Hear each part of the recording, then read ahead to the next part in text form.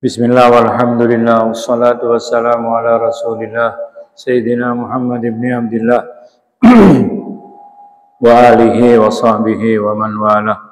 Subhanaka la ilma lana illa ma 'allamtana innaka antal alimul hakim. Rabbana iftah bainana wa baina qaumina bil haqqi wa anta khairul fatihin. Bapak Ibu yang saya hormati, hari-hari ini kita memasuki hari-hari 10 terakhir. Orang Madura bilang lekoran, tanggal lekoran atau malam lekoran. Sama seperti dengan hari-hari pertama bulan Ramadan. Ada sesuatu penekanan yang disampaikan oleh Nabi di saat kita memasuki awal bulan Ramadan. Begitu mau masuk bulan Ramadan, ada info yang disampaikan oleh Nabi. Penekanan-penekanan. Hal-hal penting yang disampaikan oleh beliau. Begitu juga, begitu memasuki 10 malam terakhir. Orang Madura sekali lagi bilang lekoran. Gitu. Apa itu? Riwayat dari Siti Aisyah radhiyallahu an. Ya. Hadis riwayat Imam Muslim dari Siti Aisyah radhiyallahu anha, beliau berkata, "Kana Rasulullah sallallahu alaihi wasallam yajtahidu fil ashril awakhir ma la yajtahidu fi ghairihi." Rasul sallallahu alaihi wasallam itu lebih bersungguh-sungguh, ya, menunjukkan adanya peningkatan kesungguhan. Ya, Bapak dan Ibu, Rasulullah ini tidak pernah main-main. Apalagi yang berkaitan dengan ibadah, Rasulullah itu serius. Ya.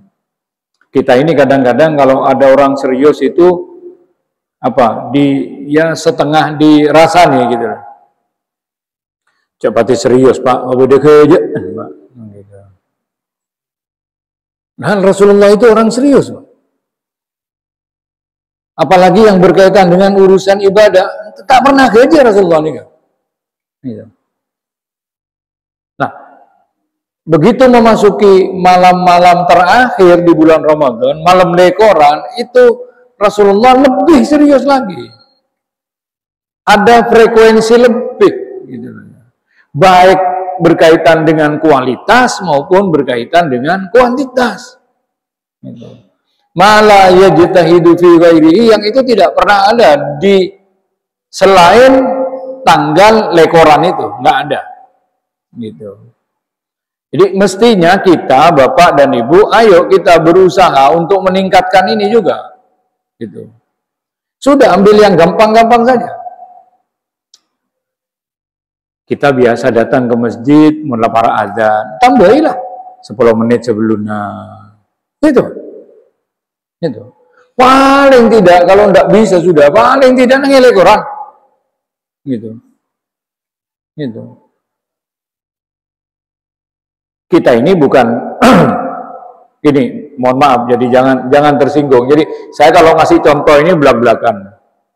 Karena kalau tidak begitu sulit rasanya berubah. Kita ini biasa diundang orang. Tengkulaban panjenengan kaum jenengan ini biasa. Rasanya kita mau nyunjung orang ini berusaha tak telat. Unjangan kol 6, unjangan ba'da maghrib, tak kira diteng ba'da isya, Pak. Tak kira.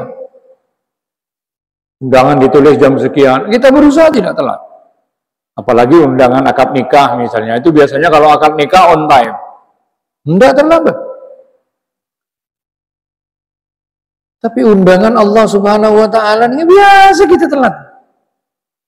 Padahal kita sekarang ini punya jam, beda dengan orang dulu.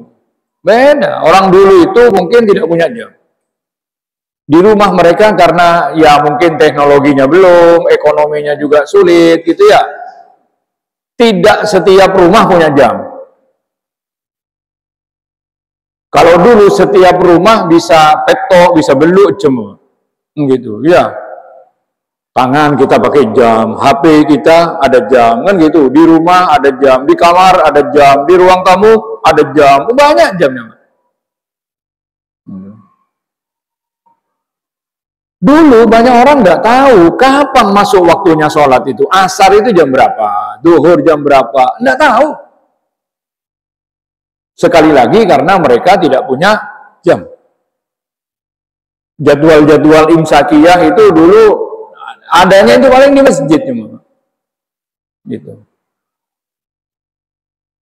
Itulah sebabnya ada tanda. Jadi menjelang masuk waktu sholat itu ada tanda, ada bunyi-bunyian dari masjid itu, orang ngaji, qiraah. Setelah itu ada selawat. Selawat sebelum adzan itu antara 6 menit. Itu kita denger gitu loh.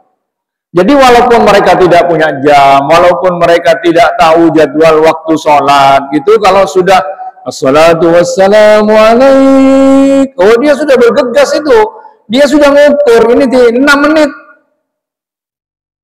Itu. Nah sekarang kita ini mestinya, ya sudah tidak boleh lagi ada yang terlambat, Pak. Gitu. Karena kita kalau diundang orang juga tidak enak ke tuan rumahnya itu kalau datang terlambat. Minta maaf kita. Seorang ya kok terlalu gelap kita minta maaf. Tapi begitu berkaitan dengan kewajiban kita terhadap Allah, biasa terlambat. Gitu. Nah, kaitan dengan 10 hari terakhir di mana Rasulullah meningkatkan ini ya, meningkatkan itu, ya ayo. Paling tidak kita, ya kalau biasanya datang pas waktu sholat, ya ayo sebelumnya 10 menit. Sekaligus niat apa? Niat i'tikaf. Karena di 10 hari terakhir ini juga Rasulullah i'tikaf. I'tikaf itu kapan saja dan tidak harus malam. I'tikaf itu tidak harus malam, tidak harus lama. Apalagi harus seharian suntuk, semalam bunteng, tidak. Sampai datang ngawali, karena kalau setelah selesai sholat ini biasanya buyar. Karena apa? Masing-masing kita punya kesibukan sendiri-sendiri.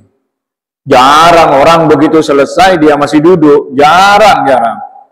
Gimana caranya? Ya ayo kita inisiasi sebelumnya. Gitu. 15 menit kita sudah datang. Gitu. Sholat tahiyatul masjid, lalu duduk menunggu sholat, niat i'tikaf. Itu pahalanya luar biasa. Orang yang nunggu waktu sholat, dia sudah siap di tempat sholatnya, nunggu masuknya waktu sholat, nunggu pelaksanaannya waktu sholat, dapat pahala sholat. Dapat pahala sholat. Gitu.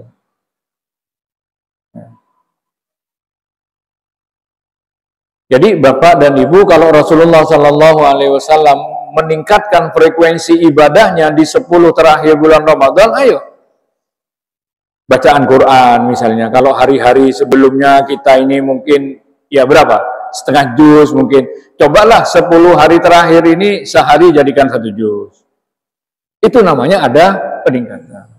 Ri'bari'an sedekah mungkin kun 10.000 rupiah. Cobalah di 10 terakhir Ramadan ini tambah. Gitu.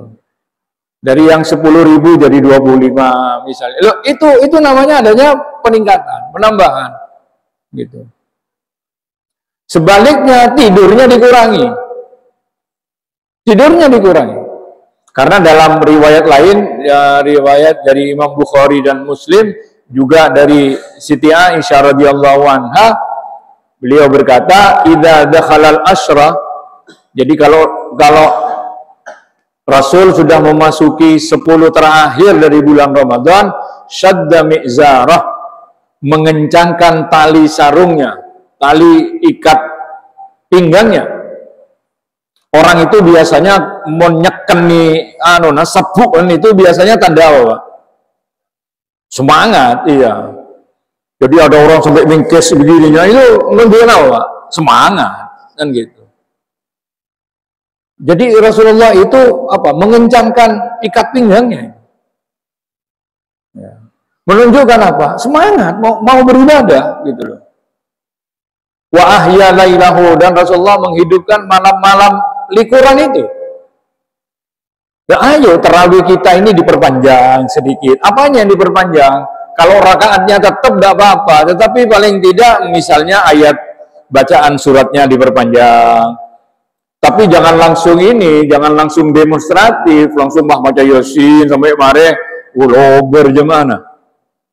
Enggak apa-apa baca surat Yasin, jadikan 8 rakaat. Itu Pak. Jadi lebih malam sekoni. Dulu itu saya masih ingat orang tua saya, guru-guru orang tua saya itu kalau likuran itu biasanya kalau terawih itu hari-hari pertama itu sampai kalau 10, setengah 11 baru lober. Nah itu kalau likuran itu sampai jam 12, sampai setengah 1. Begitu. Nah, kita sekarang enggak. Ayo hidupkan malam-malam kita ini. Dengan apa? Dengan ibadah. Sekali lagi, ibadahnya tergantung kita. Ibadahnya tergantung kita. Yang penting ibadah. Gitu ya. Apakah kita ini mau baca Quran? Apakah kita ini mau iktikaf? Apakah ini kita mau lama sholat? Kan gitu ya, sholat malamnya. Kan gitu. Tapi ya harus rembuk dengan komunitasnya gitu, biar tidak kaget gitu. Atau mengisi malamnya itu dengan apa? Dengan zikir, ya, gitu. Wa aiqadha ahlahu, dan Rasulullah membangunkan istrinya, diajak juga untuk ibadah, gitu, ibadah.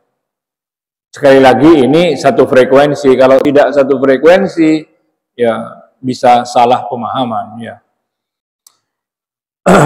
Hadis berikutnya riwayat Imam Bukhari dan Muslim dari Abdullah ibnu Abbas radhiyallahu anhuma, Rasul sallallahu alaihi wasallam menyampaikan informasi berkaitan dengan malam Qadar, malam yang punya nilai lebih baik dari 1000 bulan.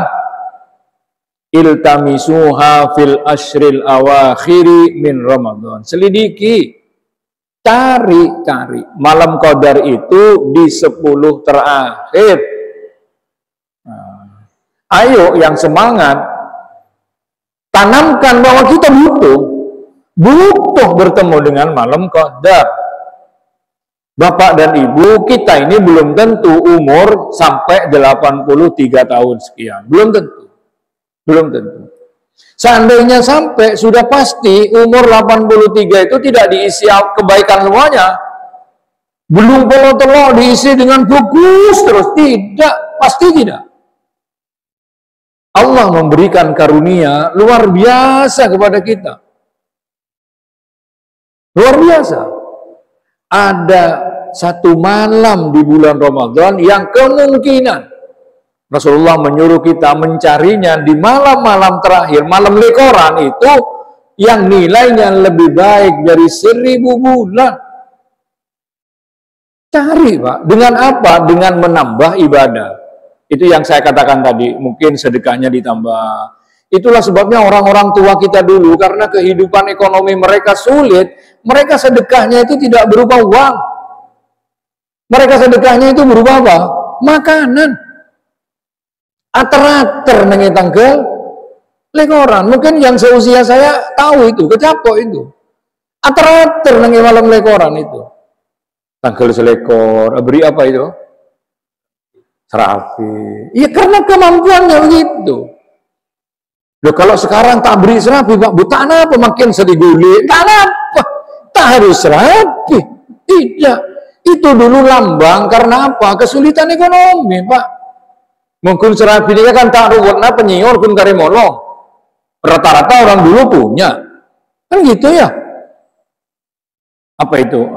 Tepung mungkin dari beras andi dia. Kan gitu Pak.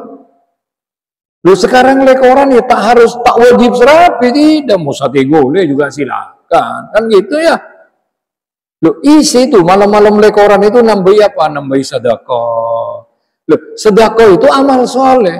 Pola waktu sampian ater serapi nang malam selekor bersamaan dengan Lailatul Qadar luar biasa. Cuma saya sarankan, nah ini koreksi ya. Terakhir itu jak sore. Yang kita ini kan banyak rata-rata Sore, lah sore ini belum malam, belum malam. Beki mari maghrib gitu ya, beki mari isya gitu, biar masuk pengertian malam gitu, ya. Atau kita isinya dengan apa? Nambah zikir. Kita isi dengan apa? Nambah ngaji. Sesuai dengan kemampuan kita. Nah, apa sih bisa lakukan itu kula ben panjenengan gitu. Iktikaf di masjid, nambahi, ya dateng mari buka dan sebagainya, pengawali dateng ke masjid. Saya terus terang aneh bin ajaib, tak apa nih kata, daripada apa ya, daripada dongkol nang pikiran. Saya itu aneh bin ajaib kalau ada jamaah itu mau datang isya ke masjid ini telat. Siapa telat? Mau bisa ngawali. Bagaimana caranya? Ya ayo bukan aja nyawinnya. Pun bukan ikat yakin. Tambah lagi mari terawih kan apa? Buka itu sekedar kita sudah mengembalikan apa? Kondisi fisik kan gitu ya. Ya makan silakan kan gitu. Cek kebiaki. Setelah itu kita sudah tahu isya ini jam berapa sekarang. Kan gitu. Isya itu jam berapa sekarang? Maka paling tidak 10 menit sebelumnya itu sudah ada di masjid, sholat tahiyatul masjid, lalu nunggu. Loh, siapa tahu malam itu bersamaan dengan malam Qadar. Ya, Lailatul Qadar sungguh luar biasa. Tidak sulit, Pak. Orang mencari Lailatul Qadar itu tidak sulit, tapi tergantung apa? Tergantung kemauannya. Tergantung kemauannya. Gitu. Kalau tidak punya kemauan dan tidak punya pemahaman, ya tidak bisa. Nggak bisa, kan gitu. Jadi boleh jadi nambahi iktikaf lebih lama di masjid, kan gitu. Boleh jadi nambahi bacaan Quran, boleh jadi nambahi tumak ninanya sholat tarawih. Ayo diedukasi nih masyarakat ini, diedukasi makmum ini. Makin tarawihnya abek tumak ninanya lebih sekoni itimbang malam-malam sebelumnya. Nggak apa-apa. Malam selekor lebih tumak nina, malam 2 lekor lebihan dari malam selekor, malam 3 lekor lebihan dari malam 2 lekor, dan begitu seterusnya Pak, gitu seterusnya, kan gitu. Ya, kalau memang kita butuh ketemu dengan malam Qadar, ya mun kita apa ngerasa tak butuh yang singireng, mungkin apa ngerasa amal pun banyak pun cukup, nampak boleh pun lebih, misalnya. Sehingga tidak butuh. Ini rahmat peparing dari Allah Subhanahu wa taala, kan gitu. Yang kita berusaha mudah-mudahan kita bisa ketemu gitu ya. Mudah-mudahan bermanfaat. A'udzu bikalimatillahi tammati min syarri